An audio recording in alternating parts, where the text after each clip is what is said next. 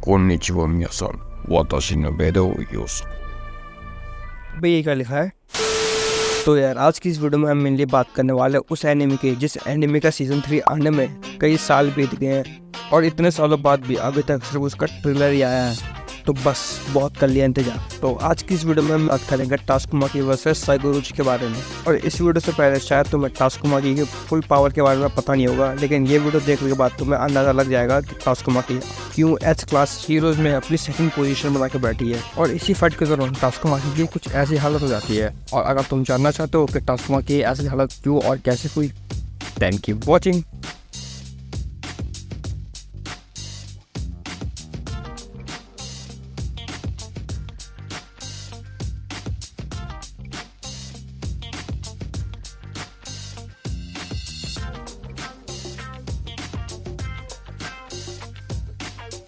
तो यार जहाँ एक तरफ सभी के सभी हीरोज का सामना किसी ना किसी कार्डर से हो रहा था, जिसके के बारे में हम किसी और वीडियो में बात करेंगे, वहीं दूसरी तरफ टास्कुमाकी का सामना होता है ग्योरो से। इसको कोई देखते ही टास्कुमाकी ये बोलती है, ओए तू है यहाँ का बॉस। लेकिन ग्योरो काफ़ी ज़्यादा खुश होता है टास्कुमाकी को देख के, और वो ये बोलता है कि तुम्हें तो मुझे पर्सनली डील करना पड़ेगा, टॉर्नेडो ऑफ टेरा। अब इसके बाद ग्योरो अपने आप को कुछ इस तरह से इंट्रोड्यूस करता है जिसमें कि वो बताता है कि वो टास्कुमाकी से काफ़ी ज़्यादा पावरफुल है साइकिक पावर में। लेकिन टास्कुमाकी उससे ये बोलती है, तो क्या हो गया, मैंने तुझसे तो क्वेश्चन पूछा था, उसका जवाब दे मेरे को, तू है क्या यहाँ का बॉस। अब ये चीज़ ग्योरो को हिट कर जाती है, तो वो बिना किसी देर के टास्कुमाकी पे सीधा अटैक कर देता है और वो काफ़ी सारे पत्थर के थ्रू टास्कुमाकी को कैप्चर कर लेता है और बंदा अपना पूरा दम भी लगा देता है। लेकिन टास्कुमाकी बिना किसी एफर्ट के उसके अंदर से बाहर निकलती है और उसे ये कहती है, क्या इतना ही दम है क्या तुम्हारे पास। इसके बाद टास्कुमाकी बिना किसी देर के उन्हीं पत्थर के थ्रू ग्योरो पर सीधा अटैक कर देती है और उन पत्थरों की स्पीड इतनी ज़्यादा होती है कि वो ग्योरो के बैरियर को भी चीरते हुए उसके एक हाथ के चीथड़े उड़ा देती है। अब इसके बाद ग्योरो समझ जाता है कि अगर अभी कुछ नहीं करा तो ये मेरा खेल पक्का ख़त्म कर देगी। तो वो डिसाइड करता है अपने ट्रू फॉर्म में आने की, और इसकी ट्रू फॉर्म में इसकी पूरी बॉडी पे कई सारे आंखें निकल जाती है, शायद वहाँ पे भी। अब इसके बाद ग्योरो सुपर ग्रेविटी नाम का एक अटैक करता है, जिसकी की हेल्प से ग्योरो टास्कुमाकी पे नॉर्मल ग्रेविटी से 300 टाइम ज़्यादा ग्रेविटी अप्लाई करता है। लेकिन इस पर टास्कुमाकी ये बोलती है कि हाँ सही है, मेरे कंधों की थोड़ी ढंग से मसाज करो। अब इसके बाद जब टास्कुमाकी ग्योरो पर अटैक करती है तो क्या बोलूँ यार, वो तो उसके बॉडी के कीचड़ उड़ा देते हैं, यानी कि क्या ही बोलूँ। और इसके बाद टास्कुमाकी ग्योरो से ये बोलती है कि क्यों ना आप तुम्हारे रियल बॉडी को निकाला जाए, और ये चीज़ सुन के ग्योरो के पसीने छूट जाते हैं। अब इसके बाद और कोई चारा ना दिखने पे वो अब ओरोची को बुलाने लगता है, और जब ग्योरो ओरोची का नाम लेता है तो टास्कुमाकी से ये बोलती है कि ओरोची, ये नाम तो मैंने पहले कहीं सुन रखा है। जिस पे कि ग्योरो से ये बोलता है कि भले मैं इस मॉन्स्टर एसोसिएशन का कमांडर हूँ, लेकिन ओरोची किंग है यहाँ का। और वो काफ़ी ज़्यादा खुश होता है और वो टास्कुमाकी से ये बोलता है कि तुम हम जल्दी मरने वाली है। लेकिन सरप्राइजिंगली वहाँ पे कोई नहीं आता और उल्टा वहाँ पे साइलेंस आ जाता है, जिस चीज़ से टास्कुमाकी तो सरप्राइज होती है, साथ ही साथ ग्योरो भी काफ़ी ज़्यादा सरप्राइज होता है, क्योंकि उसने ओरोची का ब्रेन वॉश करके रखा था, जिसकी वजह से ग्योरो का हर कमांड ओरोची को मारना पड़ता था। जिसपे कि टास्कुमाकी उसे ये बोलती है कि हो ना हो वो किसी न किसी एस क्लास हीरो के साथ बिजी होगा। लेकिन ओरोची का ना आने का रीज़न साइतामा होता है, क्योंकि जहाँ एक तरफ इन दोनों की फाइट चल रही थी, वहीं दूसरी तरफ साइतामा वर्सेस ओरोची चल रहा था, जिसको कि हम किसी और वीडियो में देखेंगे। लेकिन अगर हम बात करें टास्कुमाकी और ग्योरो की, तो ग्योरो टास्कुमाकी का ध्यान भटका के ओरोची को ढूंढना शुरू कर देता है, और थोड़ा बहुत ढूंढने पे ग्योरो को ओरोची का सर मिलता है। और ये देख के ग्योरो पूरी तरह से बौखला जाता है और वो इधर उधर ढूंढने लगता है कि आखिरकार किसने ओरोची का ऐसा हाल करा है।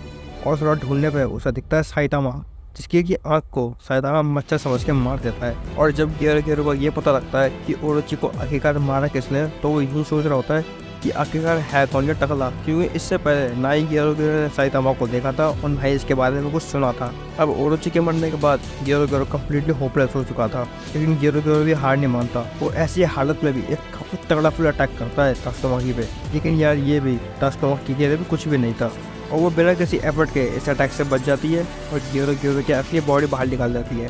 लेकिन स्टिल ये भी ग्योरो की असली बॉडी थी नहीं, और जो ग्योरो चिल्ला रहा था ओरोची, ये सब कुछ बस एक नाटक था, और इन दोनों को ही कोई कंट्रोल कर रहा था, जो कि मॉन्स्टर एसोसिएशन के बिल्कुल डीप में रहता था। और इन सब का मास्टरमाइंड होता है, या फिर बोलो होती है, ये मोहतरमा। और इसका प्लान ये था कि अगर ग्योरो हार जाता है तो मॉन्स्टर एसोसिएशन में जितने भी कार्टर होते हैं ना, वो सभी के सभी एक बार अपने टारगेट को पूरा कर ले तो वो उन सबको ऑर्डर देगी कि एक साथ टास्कुमाकी पे हमला करे। अब ना ही कोई मॉन्स्टर इसको जानता था और ना ही कोई हीरो, और क्योंकि सब कुछ इसके प्लान के अकॉर्डिंग चल रहा था तो एक ज़्यादा कॉन्फिडेंट थी कि टास्कुमाकी को ये पक्का मार देगी। लेकिन टास्कुमाकी सिर्फ कुछ मिनटों में ही इसकी लोकेशन का पता लगा लेती है और इस चीज़ की वजह इसको भी लग जाती है, जिसमें कि इसके मुँह से सिर्फ एक ही वर्ड निकलता है, वो था इम्पॉसिबल। क्योंकि इसको खुद गियोरो को कंट्रोल करने के लिए काफ़ी सारे चेक पॉइंट लगाने पड़े थे, लेकिन टास्कुमाकी कुछ ही मिनटों में इसकी लोकेशन का पता लगा लेती है। अब जब टास्कुमाकी को इसकी लोकेशन का पता लग जाता है तो वो से ये बोलती है, तुम छुपी क्यों हो, चलो बाहर आओ, पार्टी ज्वाइन करो हमारे साथ। और वो अपने पावर के थ्रू इसको जकड़ देती है। And let me remind you, टास्कुमाकी और इसके बीच में तकरीबन 1500 मीटर का गैप होता है। और यार तुम लोग समझ सकते हो टास्कुमाकी 1500 मीटर के डिस्टेंस के बावजूद भी इसने कितनी आसानी से इसको कैप्चर कर लिया, और ये तो बस इसकी पावर का नमूना है। अब कैप्चर करने के बाद ये इसको सरफेस पर लाने की कोशिश करती है जहाँ पे कि टास्कुमाकी थी।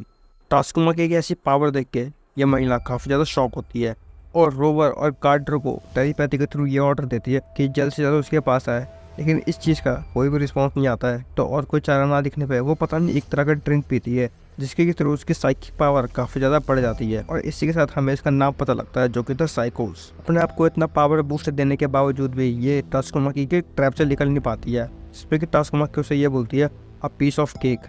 तो ऐसा लग रहा है कि मैं किसी रेगुलर ह्यूमन की फिशिंग कर रही हूँ जिसके पास कोई भी रास्ता नहीं है भागने का। लेकिन इसी बीच साइकोस अपना पूरा जोर लगा के उसके ट्रैप से आज़ाद हो जाती है, और इस बार वो टास्कुमाकी को अपने ट्रैप में फंसा के, या फिर मैं बोलूँ अपने पावर के थ्रू पूरी ताकत से अपने और लाने की कोशिश करती है। और इस तरह ये दोनों अपनी पूरी स्पीड के साथ एक दूसरे से क्लैश करते हैं अपने साइकिक पावर के थ्रू, और इसका इम्पैक्ट इतना ज़्यादा था कि दूर दूर तक मॉन्स्टर एसोसिएशन में इनकी पावर्स को फील करा जा सकता था। अब इसके बाद हमें साइकोस दिखाई जाती है जो कि काफ़ी ज़्यादा गुस्से में होती है, और वो टास्कुमाकी से ये बोलती है कि आज के दिन तुम पक्का हारोगी क्योंकि तुम ही हो जिसने मुझे इतना ज़्यादा पुश करा है।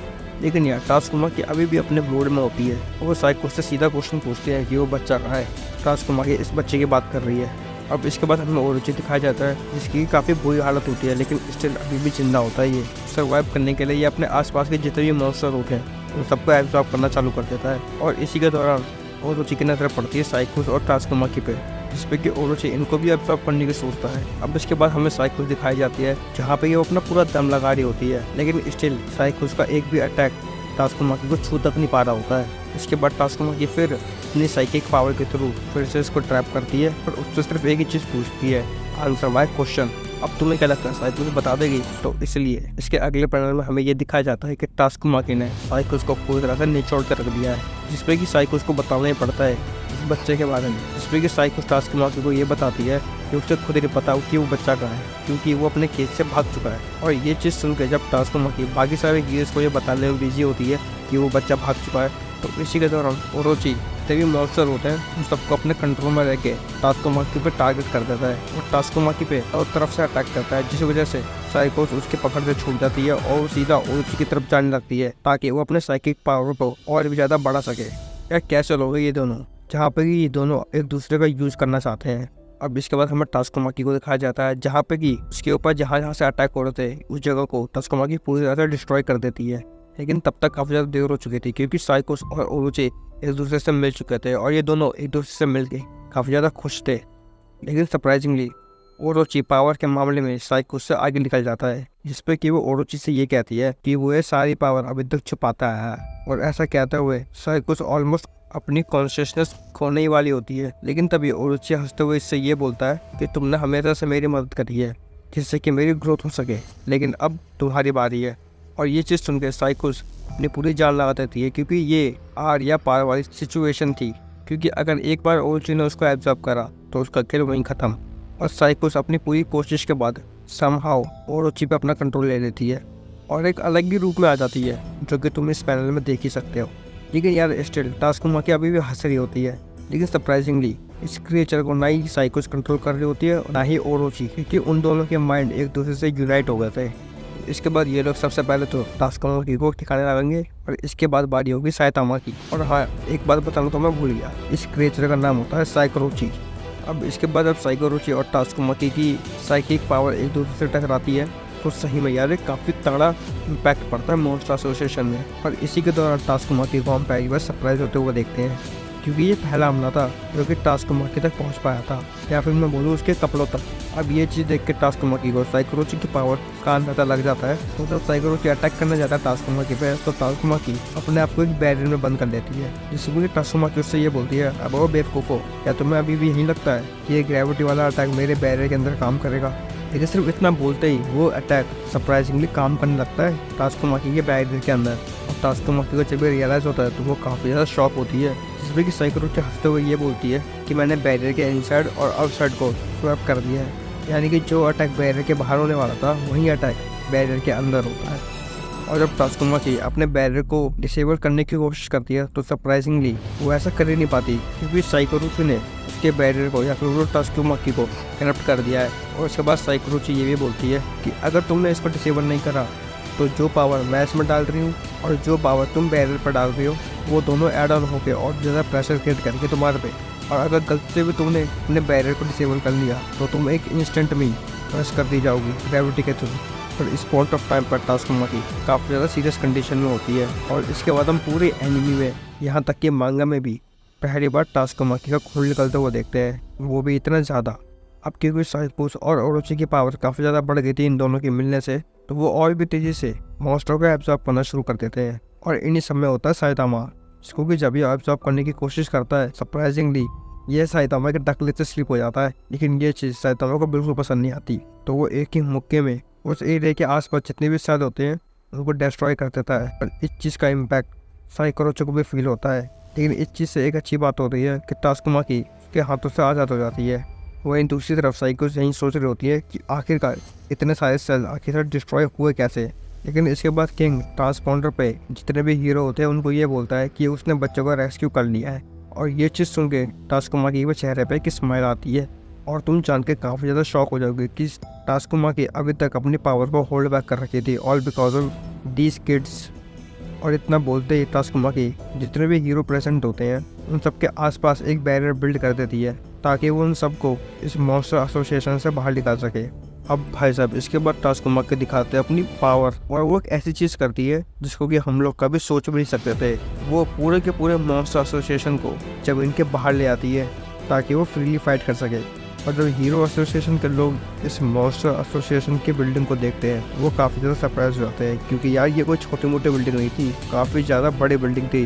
तो भाई साहब यहाँ से शुरू होती है असली बैटल। और जब साइकोरोची ये देखती है तो वो टास्कुमाकी से मजा लेते हुए ये बोलती है कि क्या बात है क्या बात है, तुमने क्या ही कमाल चीज़ करी है इस बिल्डिंग को बाहर ला के। तुम अपनी पावर को शो ऑफ करना चाहते हो यहाँ पे। लेकिन टास्कुमाकी का इन सब का ध्यान था ही नहीं, वो तो यही सोच रही होती है कि इसकी बॉडी का साइज और भी ज़्यादा बढ़ चुका है क्या, इंक्लूडिंग दिस।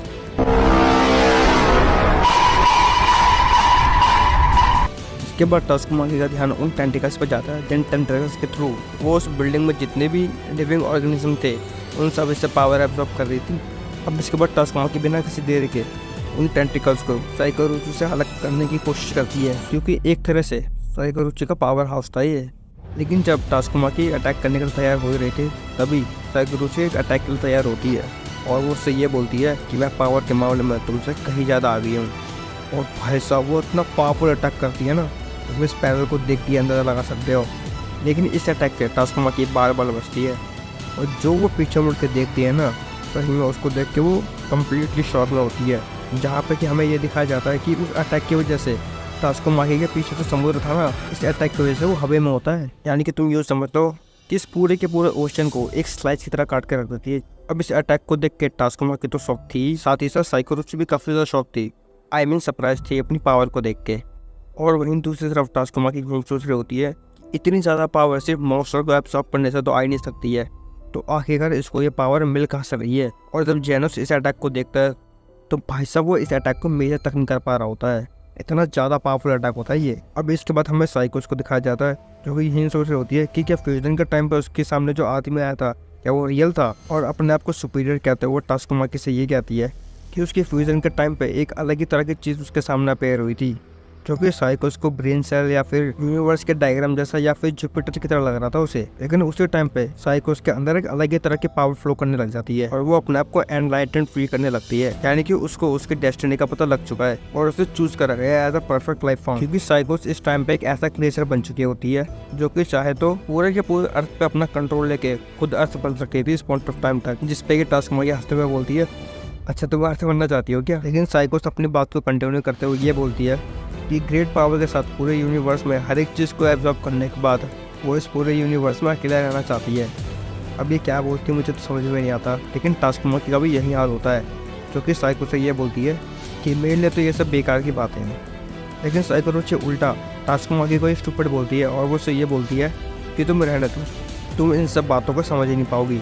और अपने आप को साइकिक पावर का फ्यूचर बोलते हुए ये बोलती है टास्कमाकी से कि पनिशमेंट के लिए तैयार हो जाओ। लेकिन टास्कमाकी उसे रिप्लाई में ये देती है, दिस इज रिडिकुलस, तुमने तो अपने पेट तक को नहीं छोड़ा जब तुम्हारी जान खतरे में आई तो। और ये चीज़ सुनकर साइको उसकी बुरी तरह सटक जाती है और वो फिर से टास्कमाकी के साथ फाइट शुरू कर देती है अपने उसी पावरफुल अटैक के साथ और काफ़ी सारे ड्रैगन के थ्रू। लेकिन टास्कमाकी के लिए इन सबसे बचना कोई बड़ी बात नहीं थी, वो तो बस यही सोच रही होती है कि एक भी अटैक ज़मीन पर लैंड ना हो, क्योंकि अगर एक भी अटैक ज़मीन पर लैंड हुआ तो काफ़ी ज़्यादा दिक्कत हो जाएगी। और इसी दौरान जिसकी नज़र पड़ती किंग पे, जो कि सेफली उस बच्चे को बाहर निकाल के ले आया था मॉन्स्टर एसोसिएशन से। लेकिन हमें ये पता लगता है कि जिस बच्चे को इन सारे हीरो को बचाना था वो पहले ही रेस्क्यू कर लिया गया चाइल्ड एम्प्लॉय के थ्रू। एंड अकॉर्डिंग टू टास्कमाकी वो यही सोच रही होती है कि शायद किंग ने साइकोस को हराने की जिम्मेदारी उसके साथ रख दी है।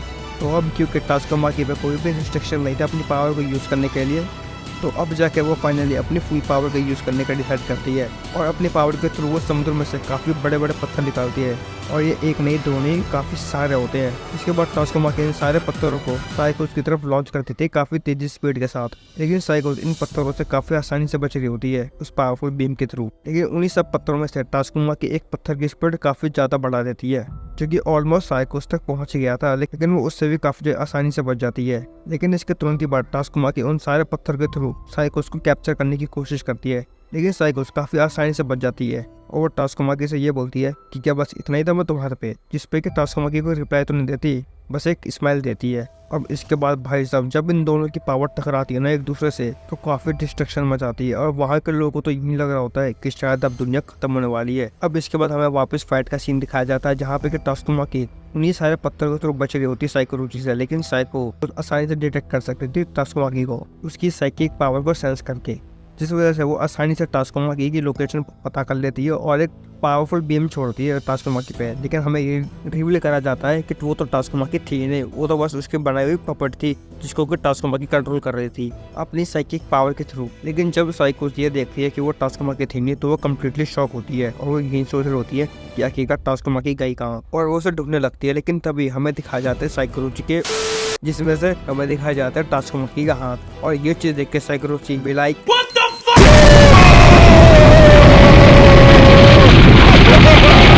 इसके बाद हमें दिखाया जाता है साइकोलॉजी के मुंह का, जहाँ से ये टास्कमाकी झाँक रही होती है। अब इससे पहले कि साइकोस कुछ समझ पाती है कुछ कर पाती है, टास्कमाकी तुरंत ही उस पर अटैक करती है और सही में उसको ऊपर से लेकर नीचे तक निचोड़ कर देती है। अब हमें दिखाया जाता है कि टास्कमाकी आखिरकार वहाँ तक पहुँची कैसे, जहाँ पे कि टास्कमाकी हमें ये बताती है कि साइकोलॉजी ने पूरे बैटल के दौरान अपने आप को एक काफी स्ट्रॉन्ग बैरियर के अंदर कवर कर रखा था, जिस वजह से उस पर कोई भी अटैक ढंग से जा नहीं रहा था। लेकिन एक एरिया था कि जहाँ पे ये बैरियर था नहीं, वो था साइकोलॉजी का नीचे वाला हिस्सा, आई मीन बिल्डिंग के नीचे वाला हिस्सा। और इसी का फायदा टास्कमाकी उठाती है। इसके बाद तुरंत ही टास्कमाकी अपने डॉल बनाती है और अपनी साइकिक पावर को छुपाती है ताकि साइकोलॉजी से सेंस ना कर सके, और वो इस बिल्डिंग के अंदर घुस जाती है। और जब वो बिल्डिंग के अंदर जाती है तो वो ये देखते हैं कि अभी भी काफ़ी सारे एच क्लास हीरो उसी बिल्डिंग के अंदर फंसे हुए हैं, तो वो उन लोग को भी बाहर निकालते हैं। यानी कि समझे कि तुम लोग टास्कमाकी एक साथ दो काम कर देती, पहला तो उस पपट को संभालना और दूसरा बाकी सारे एस क्लास हीरो का संभालना। अब इसके बाद हमें प्रेजेंट का सीन दिखाया जाता है जहाँ पे कि साइकोलॉजी इस अटैक के बावजूद भी बच जाता है और वो टास्कमाकी पर सीधा हमला कर देता है उसके हाथ पे। और जब टास्कमाकी अपने आप को डिफेंड करने के लिए अपना दूसरा हाथ यूज करती है तो साइकोलॉजी उसे भी अपने नीडल के थ्रू डैमेज करती है और एक काफी तगड़ा साइकिक शॉक देती है टास्कमाकी को। अब भाई साहब इसके बाद हमें दिखाई जाती है साइकोलॉजी की असली बॉडी, जहाँ पे वो उससे ये बोल रही होती है कि तुम्हें क्या लगता है तुम मुझे इतनी आसानी से हरा सकती हो, मैं तेरे बाद तेरी बहन को भी नहीं छोड़ूंगी। और वो वही पावरफुल अटैक यूज करने वाले होते हैं टास्कमाकी पे, और वो अटैक लॉन्च भी कर देती है टास्कमाकी पे। लेकिन तभी वहां पे एंट्री होती है जेनोस की, क्योंकि भाई साहब काफी स्पीड में जाके उस अटैक को डिफ्लेक्ट कर देता है, जिसको को देख के साइकोस और टास्कुमाकी दोनों शॉक होते हैं। अकॉर्डिंग टू साइकोस कोई भी इंसान ऐसा कर ही नहीं सकता है एक्सेप्ट टास्कुमाकी। और जब साइकोस ये देखती है कि आखिरकार ये अटैक आया कहाँ से, तब वो ये देखती है कि उसके नीचे से एक लाइटिंग बढ़ रही है काफी तेजी से उसकी तरफ। और जो लोग इस फाइट से दूर थे उन लोगों को तो यही लग रहा होता है कि एक ब्लू ड्रैगन बढ़ रहा है साइकोरोची की तरफ। और जब जेनोस साइकोरोची के पास पहुंचता है तो वो काफी तगड़ा अटैक लॉन्च कर देता है साइकोरोची की तरफ। लेकिन सरप्राइजिंगली जेनोस का ये अटैक साइकोरोची के लिए कुछ भी नहीं था। उल्टा जब साइकोस जेनोस पर अटैक करती है तो जेनोस खुद बाल बाल बचता है उस अटैक से। इसके बाद साइकोस अपने ड्रैगन का भी यूज करती है, जिस वजह से जेनोस को अपने सूट की फुल पावर यूज करनी पड़ती है, जो कि वो सिर्फ 10 सेकंड तक यूज कर पाएगा। और भाई साहब इसके बाद जेनोस अपने सूट के हर कोने से बीम्स को छोड़ने लगता है। लेकिन ये चीज देख कर टास्कुमाकी जेनोस से ये बोलती है कि ओए साहिबा, किंग ने इसको मेरे लिए छोड़ा है, तो बीच में मत आ। लेकिन इस चीज पर जेनोस टास्कुमाकी को ये रिप्लाई देता है कि किंग ने इसको तब तक के लिए छोड़ा जब तक यहाँ मास्टर सहायता में नहीं आ जाते। देख रहे हो, ये होते स्टूडेंट। लेकिन इसके बाद हमें काफी अजीब सी दिखाई जाती है वन पंच मैन में, क्योंकि साइकोस की बॉडी नहीं थी, उसके बीच में से ओरोची का मुंह निकलता है और वो ये कहता है कि तुम्हें क्या लगता है तुम मुझे आसानी से डिफीट कर सकते हो। और बंदा अपने मुंह से ही उस पावरफुल बीम को छोड़ता है टास्कुमाकी की तरफ। लेकिन क्योंकि जेनोस के सूट के टाइम लिमिट खत्म होने वाली थी तो इसलिए वो अपना सबसे पावरफुल अटैक यूज करता है। और जेनोस ऐसा इसलिए कर रहा था ताकि टास्कुमाकी को टाइम मिल जाए, जितने भी हीरो थे उस बिल्डिंग की तरफ फंसे हुए उन सबको निकालने के लिए। लेकिन सरप्राइजिंग हमें ये दिखाया जाता है कि जेनोस का ये अटैक साइकोस के अटैक को डिफ्लेक्ट नहीं करता, उल्टा उसको चीरते हुए उसके पास पहुंच जाता है। ऑलमोस्ट उस तक पहुंच चुका था, लेकिन तभी जेनोस की सूट की टाइम लिमिट खत्म हो जाती है। लेकिन यहाँ पे एक अच्छी चीज़ होती है, जेनोस ने जो टाइम बचाया था टास्कुमाकी के लिए, उस टाइम में टास्कुमाकी ने जितने भी हीरो प्रेजेंट थे उस बिल्डिंग के उस सबको रेस्क्यू कर लेती है। और क्योंकि जेनोस का सूट शट डाउन हो गया था तो वो गिरने ही वाला था, लेकिन तभी वहाँ पे टास्कुमाकी आ गया, उसे बचा लेती है। ठीक है, जो भी ये पैनल काफी सही लगा मेरे को। तुम्हें क्या लगता है मुझे कमेंट करके जरूर बताना। इसके बाद टास्कुमाकी जेनोस से ये बोलती है कि वेल डन, अब मैं फाइनली इस फाइट पर कॉन्सेंट्रेट कर पाऊंगी। और भाई सब जो अटैक साइकोस के लिए ट्रम्प काटता है उस अटैक को टास्कुमाकी सिर्फ एक हाथ से डिफ्लेक्ट कर देती है। और साइकोस से ये बोलती है कि तुमने क्या बोला था मेरी बहन के बारे में। और लिटरली भाई साहब ये चीज़ सुन के ना साइकोस के पसीने छूटने लगते हैं। इसके बाद हम टास्कुमाकी को देखते हैं, जहाँ पे हम ये देखते हैं कि टास्कुमाकी अपने हाथों को लाके अजीब तरीके से मोड़ रही होती है। अब इसके बाद तो हमें दिखाया जाता है हीरो एसोसिएशन का हेडक्वार्टर, जहाँ पे कि वहाँ के एम्प्लॉय वहाँ के IT हेड से ये पूछ रहे होते हैं कि क्या स्क्रीन में कुछ प्रॉब्लम है क्या, जिसपे कि वहाँ की IT हेड ये रिप्लाई देती है कि स्क्रीन में कोई प्रॉब्लम नहीं है, बल्कि असलियत में ये पूरी की पूरी सिटी टूस्ट कर गई है। अब इसके बाद हमें दिखाया जाता है साइकोरोची का कुछ ऐसा हाल, और ये चीज देख के साइकोरोची समझ जाती है कि आखिरकार उसकी औकात है क्या टास्कुमाकी के सामने में। और टास्कुमाकी उसको पूरी तरह से गन्ने की तरह निचोड़ के रख देती है। लेकिन तब टास्कुमाकी का काफी बुरा हाल हो जाता है और वो अपने मुंह से खून देने लगती है, इनफैक्ट अपनी आंखों से भी। और इस चीज का फायदा साइकोस को मिलता है, जो कि टास्कुमाकी के पकड़ से आजाद हो जाती है। तो वो यहाँ से निकलने की सोचती है और अपने आप को एक फ्लाइंग जेट के रूप में ट्रांसफॉर्म कर लेती है। और उसके बाद हमें टास्कुमाकी का दिखाया जाता है, जहाँ पे कि वो ये बताती है कि उसने एक साथ ज्यादा पावर यूज कर लिया है, इसलिए शायद उसके साथ ऐसा हुआ है। यानी समझो तुम लोग, टास्कुमाकी इस पॉइंट ऑफ टाइम तक अपना 100% यूज कर रही थी। अब इसके बाद अगर हम बात करें साइकोस की, तो एक तो वो काफ़ी ज़्यादा कमज़ोर हो गई थी, और दूसरी चीज़ उसको अपना स्टैमिना रिकवर करने के लिए पावर को वापस आने के लिए सिटीज में जा रही थी, ताकि वो वहाँ पे लोगों को कंज्यूम करके अपनी पावर को वापस ला सके। लेकिन भाई साहब टास्कुमाकी से भागना इतना आसान नहीं था, तो इसलिए वो दो चीज़ यूज़ करती है टास्कुमाकी से भागने के लिए। पहला तो स्मोक, और दूसरी चीज़ जो टेक्निक टास्कुमाकी यूज़ कर देती है अपने पपट डॉल्स बना के, वही चीज़ साइकोस भी यूज़ करती है अपने फ्लाइंग जेट के काफ़ी सारे टूल बना के, ताकि टास्कुमाकी को पता लग ना सके एक्जैक्टली वो है कहाँ। और जाते जाते वो ये बोल रही होती है कि टास्कुमाकी जैसे मॉन्स्टर की कोई लिमिट है। लेकिन ये चीज़ टास्कुमाकी को काफ़ी ज़्यादा फ्रस्ट्रेटेड कर देती है, और वो ये बोलती है कि तुमने मुझे समझ कर रखा है। और भाई साहब टास्कुमाकी इतनी बुरी हालत में भी एक काफ़ी तगड़ा और काफ़ी बड़ा बैरियर बिल्ड करती है, तब बड़ा कि वो पूरी सिटी को कवर कर लेती है। और वो ऐसा इसलिए करती है ताकि साइकोस यहाँ से भाग ना सके, और जितने भी उसके क्लोन होते हैं फ्लाइंग जेट के वो सारे टूट जाते हैं। और इस चीज़ से साइकोस काफ़ी ज़्यादा फ्रस्ट्रेटेड हो जाती है टास्कुमाकी से, तो वो इसलिए डायरेक्ट हिट करती है टास्कुमाकी पे,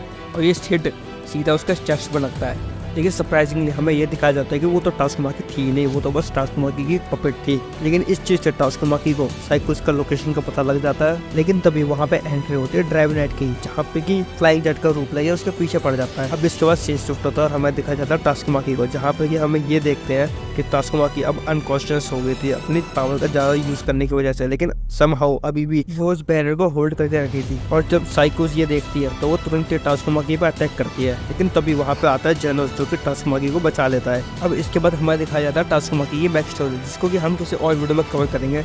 लेकिन ब्लास्ट से एनकाउंटर करने के बाद टास्कुमाकी ने एक चीज़ सीखी थी, और वो चीज़ ये थी कि तुम कभी भी उम्मीद मत रखना कि कोई तुम्हें कभी बचाने आएगा।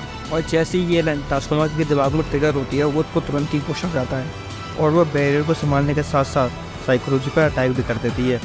और इस अटैक से बचने के लिए साइकोलॉजी एक चीता का फॉर्म ले लेती है, और जब वो इस अटैक से बच जाती है तो वो तुरंत ही उसी चैट फॉर्म में आ जाती है। और ये सिलसिला काफ़ी टाइम तक चलता रहता है। लेकिन इसी दौरान साइकोलॉजी ये देखती है कि उसके बगल में एक लाइटनिंग डॉट रही है, और ये और कोई नहीं होता, ये होता है जेनोस। और मौका मिलते ही ये साइकोलॉजी के ऊपर कूद जाता है। अब इसका फ़ायदा होता है ड्राइवनेट को, जो कि रोबोट की फॉर्म में आके जेनोस की तरह साइकोलॉजी के ऊपर कूद जाता है। और ये दोनों मिलकर काफ़ी तगड़ा अटैक करते हैं साइकोलॉजी पे। लेकिन इस अटैक से भी साइकोलॉजी को कुछ नहीं होता, और उल्टा वो जिस तरफ ड्राइवनेट और जेनोस खड़े थे उसी डायरेक्शन में अपना मुंह खोलती है और काफ़ी तगड़ा अटैक करती है उन दोनों पे, जिस वजह से वो दोनों से छुटकारा पा लेती है। अब इस चीज़ से इसको मौका मिल जाता है टास्कुमाकी पे हमला करने के लिए, तो वो उस पर अटैक करने की सोचती है, क्योंकि उसको गार्ड करने वाला अब कोई भी नहीं था। और जब वो अटैक करने जा ही रही होती है, तभी वहाँ पे एक बहुत बड़ा उड़ता हुआ एक पत्थर आता है, और ये पत्थर और किसी ने नहीं, टैंक टॉप मास्टर ने फेंका था। और इसके बाद एक के बाद एक काफ़ी सारे पत्थर फेंकने लगता है साइकोस पे। अब इसके बाद सीन शिफ्ट होता है और हमें दिखाया जाता है जेनोस और ड्राइवनेट, जो कि अपने अपने लिमिट पे होते हैं। तो इसलिए वो दोनों अब डिसाइड करते हैं कि वो दोनों ही अपने अपने पावर कोर्स को मिला के एक साथ साइकोलॉजी पर अटैक करेंगे। और इसके बाद हमें साइकोस को दिखाया जाता है, जो कि टंगटोंग के उन फेंके हुए पत्थरों से बच के जा रही थी। लेकिन तभी हमें दिखाया जाता है ड्राइवनेट और जेनोस का कॉम्बिनेशन, जो कि एक साथ साइकोस पर अटैक करते हैं। लेकिन यहाँ पर जेनोस काफ़ी बड़ा रिस्क ले रहा था अपनी लाइफ को लेके, क्योंकि उसका कोर जल्द ही एक्सप्लोड होने वाला है। और यही चीज़ वो ड्राइवनेट को बताता है, और वो उससे ये कहता है कि जैसे ही मैं सिग्नल दूँ तुरंत ही मेरी बॉडी से अलग हो जाना। लेकिन क्योंकि इन दोनों के इस कॉम्बिनेशन की वजह से साइकोस को एक जगह टिकाने में कामयाब हो गए थे ये लोग। और इसके अगली सीन में हमें काफ़ी तगड़ी चीज़ दिखाई जाती है, जहाँ पे कि टंगटोंग मास्टर ने एक पूरी की पूरी बिल्डिंग फेंक दी होती साइकोलॉजी पे, और कोई आम बिल्डिंग नहीं थी, इसके अंदर सारे के सारे एच क्लास हीरो थे। और इस चीज़ को देख कर साइकोलॉजी कम्प्लीटली शॉक होती है, और ये चीज़ देख कर जेनोस खुश होकर ये बोलता है द विक्ट्री इज़ आर। और भाई साहब इसके पास जितने भी हीरो होते हैं ना, वो सभी के सभी अपनी मोस्ट पावरफुल अटैक करते हैं। लेकिन साइकोस उस बॉडी से अलग हो जाती है, क्योंकि उसको पता चल गया था कि ये बॉडी अब ज़्यादा टिक नहीं पाएगी। अब साइकोस तो वहाँ से निकल जाती है, लेकिन ओरोची का जो हाल होता है ना, सही में यार कीमा बना के रखते हैं इसका। फिर भी ओरोची मरता नहीं है इतने सारे अटैक के बावजूद भी। और इसके बाद लास्ट अटैक करती है टास्कुमाकी, और वो पता अटैक किस चीज़ से करती है। पहले तो वो उस पूरे के पूरे मॉन्स्टर एसोसिएशन को ज़मीन से बाहर निकालती है, उसको अपने पावर के थ्रू काफ़ी तेज़ स्पीड में स्पिन करती है, और पूरी ताकत से ओरोची में दे मारती है, और उसकी रोटेशन की स्पीड बढ़ा के उसको ज़मीन में गाड़ देती है। अब इतने पावरफुल अटैक के बाद फाइनली ओरोची का एंड होता है। दैट्स इट, आज के लिए बस इतना ही। वीडियो अच्छी लगी तो लाइक ज़रूर करना है। ऐसी वीडियो के लिए मेरे चैनल को सब्सक्राइब जरूर कर लेना, क्योंकि अगली वीडियो आने वाली है गारो वर्सेस बैंक के ऊपर। और अगर तुम डिमन स्लेयर के फैन हो तो तुम मेरी इन वीडियो को देख सकते हो। तो मिलते हैं अगली वीडियो में, तब तक के लिए आओ यहाँ से।